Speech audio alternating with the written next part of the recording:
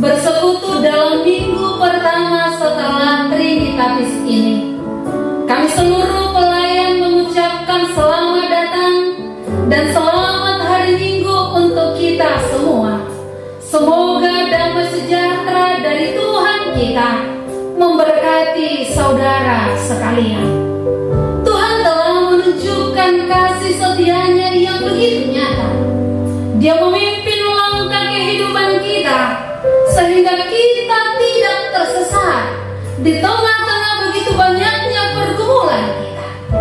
Dia menyertai kita dengan anugerah-Nya. Dia memanggil kita dengan lembut, "Hai, mari datanglah."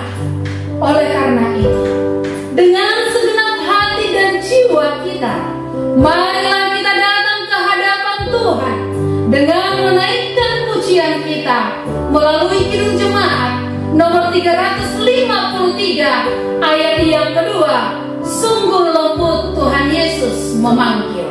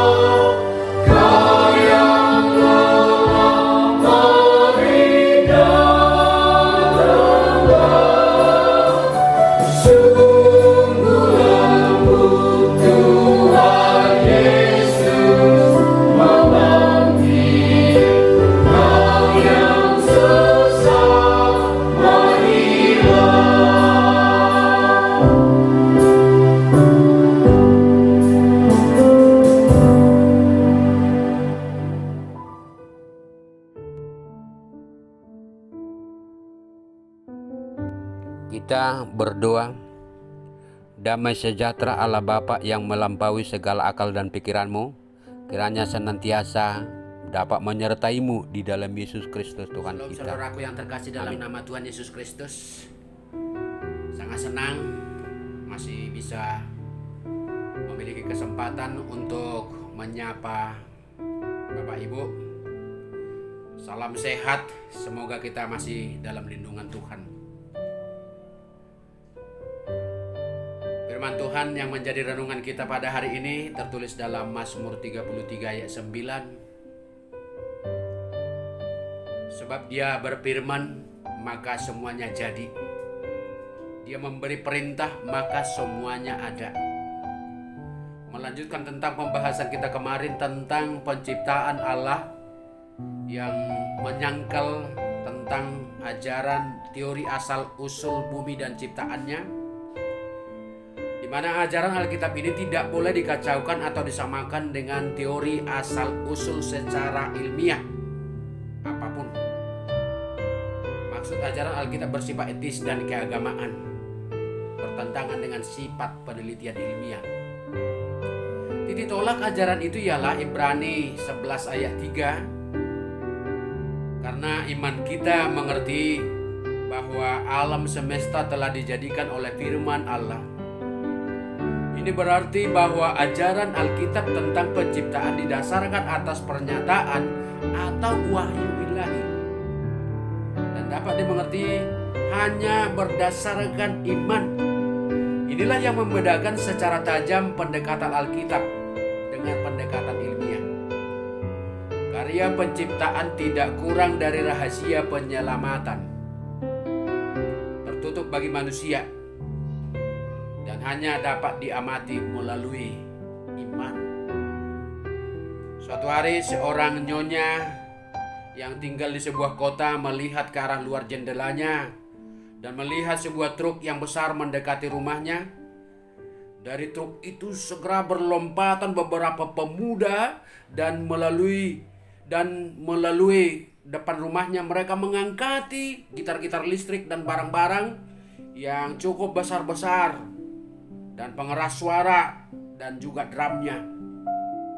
Mereka memindahkan semuanya ke sebuah ruangan di dekat rumah mereka. Lalu wanita itu sangat marah. Sekarang waktu istirahat malam dan telinganya serta kehidupannya terganggu oleh kegaduhan yang akan muncul di rumah itu. Ketika suaminya pulang kerja, nyonya itu segera berteriak, "Pak, kita harus segera pindah dari sini. Jika tidak, maka kita akan segera tuli dan menjadi gila karena ada sekelompok pemusik di sebelah rumah kita." Tetapi suaminya menenangkan dia dan berkata, "Sayang, mengapa harus marah? Tidak tahukah kamu siapa mereka itu? Mereka itu adalah sekelompok pemusik sanguma string band yang sangat terkenal itu, yang telah naik pentas dan menjadi top di luar negeri. Di hadapan banyak penggemar mereka sangat sukses. Mereka sangat digandrungi oleh penggemarnya. Seharusnya kita senang dengan mereka ada di tempat ini, karena kita bisa menikmati musik mereka secara gratis, musik terkenal loh." Sehingga dengan raut cemberut di wajah wanita itu berubah dengan senyuman. Dia segera meraih telepon memanggil teman-temannya untuk datang sekali waktu untuk menikmati musik sangura string band itu. Dan teman-teman ibu-ibu pun, teman arisannya begitu senang. Dan hampir tiap hari mereka datang ke rumah ibu itu. Maka dalam Alkitab karya penciptaan dihubungkan dengan ketiga oknum Trinitas, Allah Bapa, Allah Anak, dan Allah Roh Kudus. Ini tidak berarti bahwa bagian penciptaan yang berbeda-beda itu dihubungkan dengan oknum yang berbeda-beda pula dalam Trinitas, melainkan bahwa keseluruhan penciptaan itu adalah karya Allah yang Tritunggal. Hubungan Ibrani 11 ayat 3, apa yang kita lihat telah terjadi dari apa yang tidak dapat kita lihat. Dengan Kejadian 1 ayat 1, pada mulanya Allah menciptakan langit dan bumi. Ini menunjukkan bahwa alam semesta bukanlah dijadikan dari bahan apapun yang telah ada sebelumnya, melainkan dijadikan dari yang tidak ada, hanya oleh firman ilahi. Dalam arti bahwa keputusan penciptaan ilahi itu tidak didahului oleh suatu bahan apapun yang tidak ada dari macam apapun juga. Creatio ex nihilo. Yang ini mempunyai keterlibatan teologis penting, misalnya menghindarkan orang dari gagasan bahwa benda itu sangat kekal, menunjukkan bahwa penciptaan ada awalnya atau bahkan mungkin ada dualisme, entah dalam bentuk apapun di alam semesta, di mana suatu bentuk eksistensi atau kekuatan lain berhadapan dengan Allah, dan di luar sesuatu bentuk eksistensi itu ada pengawasannya yang luar biasa, sehingga Allah itu berbeda dari ciptaannya. Tapi bersamaan dengan itu jelas bahwa gagasan tentang penciptaan pertama yang terkandung dalam rumusan creatio ex nihilo tidak menamatkan ajaran Alkitab mengenai hal itu, di mana manusia tidak diciptakan secara ex nihilo, melainkan diciptakan dari debu, bukan tanah, dari debu tanah. Dan kejadiannya kembali diingatkan, segala binatang hutan serta segala burung di udara dibentuk dari tanah.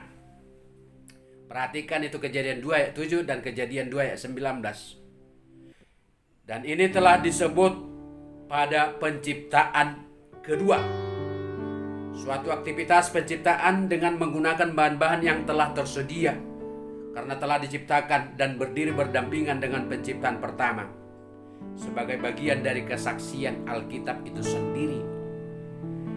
Nah, pernyataan seperti yang tertulis dalam Efesus 4 ayat 6, satu Allah di atas semua dan oleh semua dan di dalam semua, menunjukkan bahwa Allah itu memiliki hubungan dengan tatanan ciptaan yang baik itu secara transenden maupun secara imanen.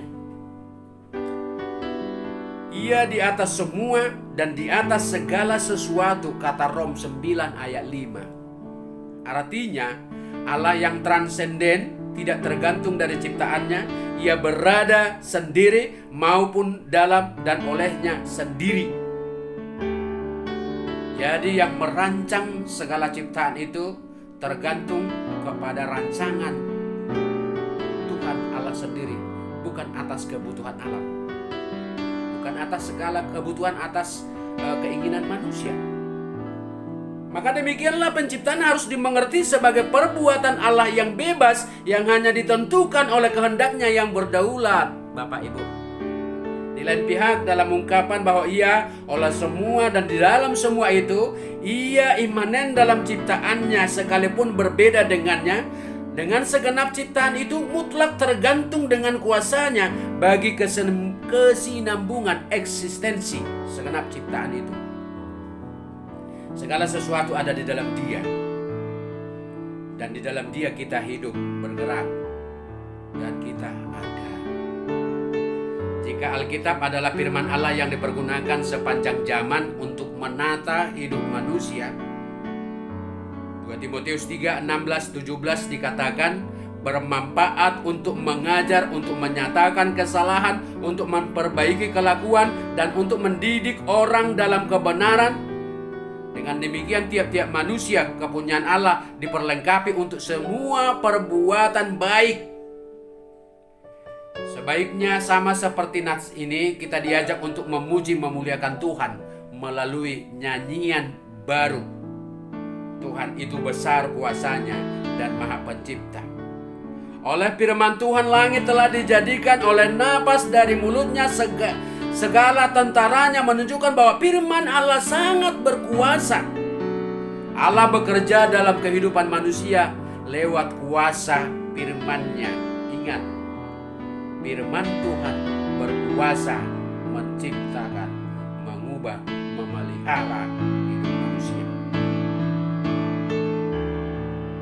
Oleh sebab itu seharusnya ketika Allah bekerja dalam kehidupan manusia melalui kuasa firman-Nya, kita bisa mengandalkan kuasa firman Allah itu dalam hidup kita. Kemudian Dia katakan, biarlah segenap bumi takut kepada Tuhan.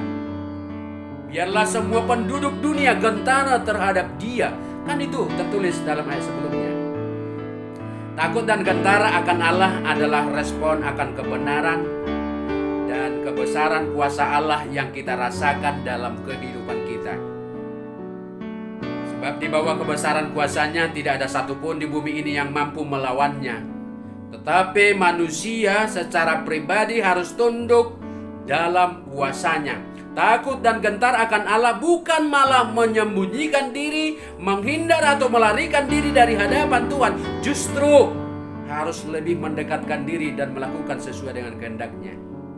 Dengan demikian akan tercipta persekutuan yang harmonis antara Allah dengan manusia itu sendiri. Dengan dasar inilah kita merasakan adanya kuasa Allah dalam firman ilahi ini. Sebab Dia berfirman, maka semuanya jadi. Dia memberikan perintah, maka semuanya ada. Jadi bukan atas kehendak kita. Segala sesuatu itu berjalan, segala ciptaan itu bisa hidup bukan atas kehendak kita dan apa yang kita ingini, apa yang kita ketahui. Bahwa Allah patut dipuji dan disembah karena kuasanya yang besar dalam kehidupan kita. Kuasa Allah lewat firman-Nya mampu melakukan segala hal. Firman Allah berkuasa untuk menjadikan segala sesuatu. Dunia ini dengan segala isinya dijadikan Allah hanya berfirman. Berfirmanlah Allah, dan Allah melihat segala sesuatu itu baik. Oleh karena itu kita sebagai orang-orang percaya harus bisa mengendalikan firman Allah dalam menghadapi segala macam tantangan kehidupan, sehingga kita dikuatkan dan diteguhkan lewat firman Tuhan yang kita dengar, yang kita baca, yang kita hayati. melalui tindakan kita setiap hari.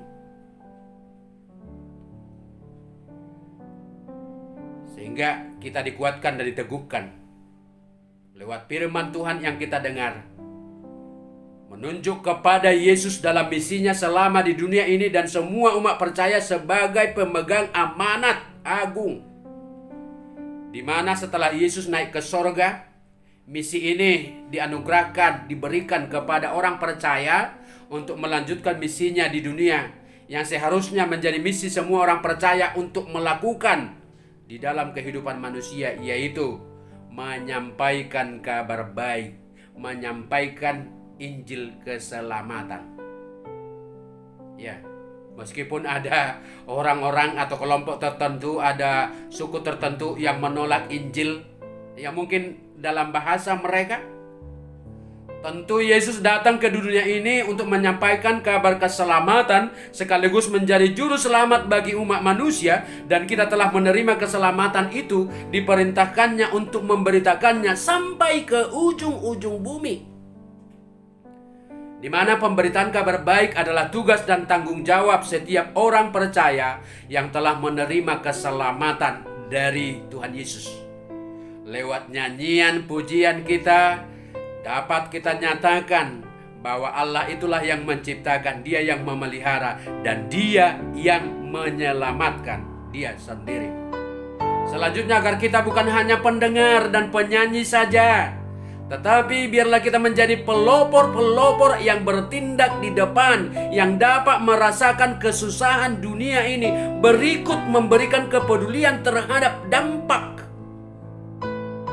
sekali lagi, terhadap orang-orang yang terdampak dari perubahan bumi ini dalam bidang sosialnya, kesehatannya, pendidikannya, ekonominya, bahkan bantuan hukumnya dan lain sebagainya. Dengan demikian kita akan menjadi pelaku-pelaku firman yang benar, sehingga Injil keselamatan itu bukan hanya sekedar berita kosong, tetapi benar-benar dirasakan oleh orang-orang miskin, orang-orang terlantar, tertindas, dan kaum termarginalkan. Apalagi zaman yang belakangan ini, keadaan virus corona. Siapakah kita di antara mereka? Gereja akan mati bila kita hanya bertindak sebagai pewarta atau hanya menjadi penikmat alam ciptaan, melainkan kita diperintahkan untuk mengawasi, memelihara segala perubahan itu. Dan itulah tanggung jawab kita, memberitakan tahun rahmat Tuhan setiap waktu, setiap saat, menjadi pencipta dan pelaku-pelaku keselamatan itu. Lingkungan akan terselamatkan bila kita berlomba menyelamatkan. Sekali lagi, lingkungan kita akan terselamatkan bila kita berlomba untuk berusaha menyelamatkan, agar kita dan bersama-sama seisi bumi ini benar-benar merasakan penyertaan Tuhan di dalam kehidupan kita. Tetapi semuanya itu bisa kita lakukan hanya jika kita membuka hati kita di dalam Roh Kudus yang berperan menjagai hati kita, sehingga hanya dengan kuasa dan pertolongan Roh Kuduslah kita dimampukan melakukan segala sesuatu, segala hal, perbuatan-perbuatan yang benar. Dengan urapan Roh Kudus, kita akan memiliki kuasa untuk mengerjakan pekerjaan Tuhan di dunia ini, sehingga dunia ini terselamatkan, karena dunia ini adalah ciptaan Tuhan, dipelihara oleh Tuhan, dan menjadi milik Tuhan. Kita diberikan tanggung jawab untuk memelihara. Peliharalah bumi, maka kamu akan damai sejahtera, aman, dan bersukacita. Berbahagialah orang yang mendengarkan firman Tuhan dan melakukannya. Amin.